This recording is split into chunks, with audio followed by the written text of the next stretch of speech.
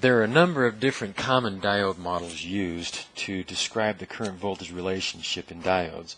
Each of them has its use. Mathematically, the diode can be modeled as an exponential function.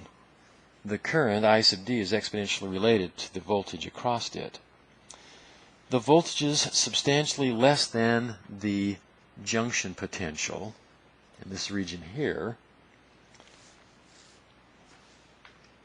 The current is practically non-existent, but the current grows exponentially beyond that point.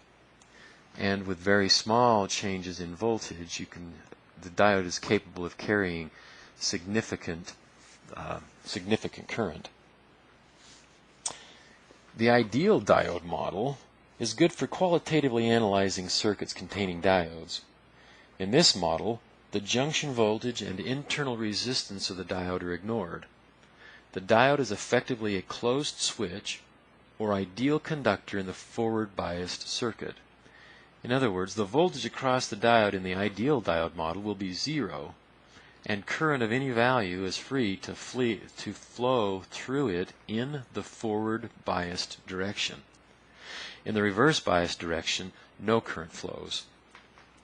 As long as the current is flowing in the intended direction, there is no voltage drop across the diode for any value of current. The diode is effectively an open switch under a reverse bias. So under the reverse bias, the switch is open and no current flows through it. The constant voltage drop model depicts the diode as an open switch until the voltage across the diode reaches the junction voltage.